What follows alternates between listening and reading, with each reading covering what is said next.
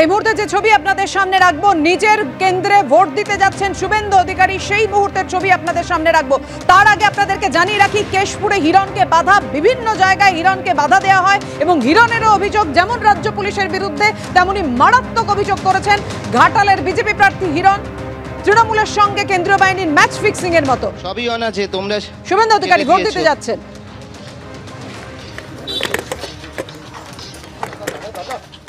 Hello,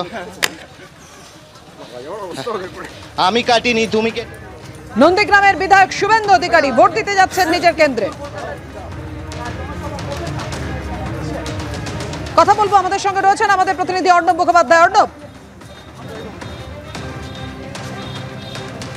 দেখো, এই মুহূর্তে আমরা দেখতে পাচ্ছি শুভেন্দু অধিকারী তিনি যাচ্ছেন নন্দীগ্রামে তার ভোট দেওয়ার জন্য। অন্যদিকে তিনি কিন্তু কাঁথির বাড়ি থেকে বেরিয়েছেন এবং বেরিয়ে তিনি এই মুহূর্তে ভোট দিতে যাচ্ছেন। তো তিনি এসছেন টোটো করে এবং টোটো করে ভোট দিতে যাচ্ছেন। এখানে অনেক মানুষজন রয়েছেন, তাদের সঙ্গে সৌজন্য বিনিময় করছেন এবং করে এই মুহূর্তে শুভেন্দু অধিকারী চলে এসছেন। এই যে বুথটা, এটা নন্দনায়ক বার প্রাথমিক বিদ্যালয়, নন্দীগ্রামে নন্দনায়ক বার প্রাথমিক বিদ্যালয়। সেখানে তিনি ভোটার কার্ড এবং যে স্লিপ রয়েছে সেই সমস্ত ভোটার কার্ড এবং বলছি ভোট নিয়ম, অবশ্যই সমস্ত নিয়ম মেনে ভোট। হ্যাঁ, পিএসও ভাই, আমরা দেখতে পাচ্ছি যে এই ভারতবর্ষের ডেমোক্রেসি, রাষ্ট্রপতি মহোদয়া, প্রধানমন্ত্রী রোজা, আপনার আমার সবাই লাইনে দাঁড়িয়ে ভোট দেবে সবাইকে।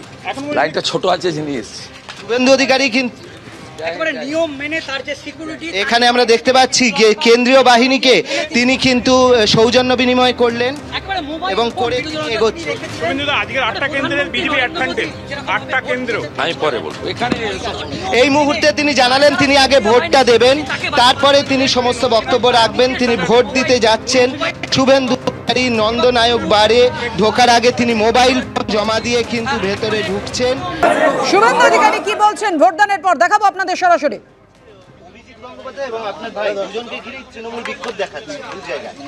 ওরা তৃণমূল না, ওগুলো তৃণমূলই, মানে লুম্পেন।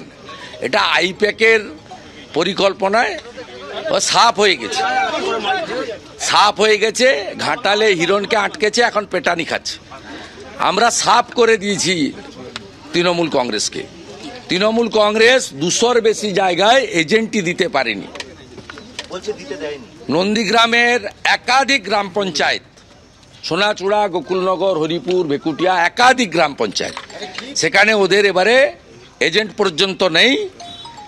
আর সবচেয়ে উল্লেখযোগ্য, যেটা 21-এও আমার ভোটে পারিনি, মুসলিম বুথে 63টা মুসলিম বুথের আমরা প্রায় সবগুলো, একটা দুটো হয়তো প্রবলেম আছে, সব জায়গায় মুসলিম ছেলেরা এজেন্ট হিসেবে বসেছে আব্বাস বেগের নেতৃত্বে। It's a very good signal. এবং আমরা নন্দীগ্রাম থেকে অভিজিৎ বাবুকে অনেক বেশি ভোটে মার্জিন দিতে পারবো। 2 নম্বর ব্লকে 18-20 হাজার লিড হবে। 1 নম্বরেও আমার বিশ্বাস 5 থেকে 10 হাজার লিড।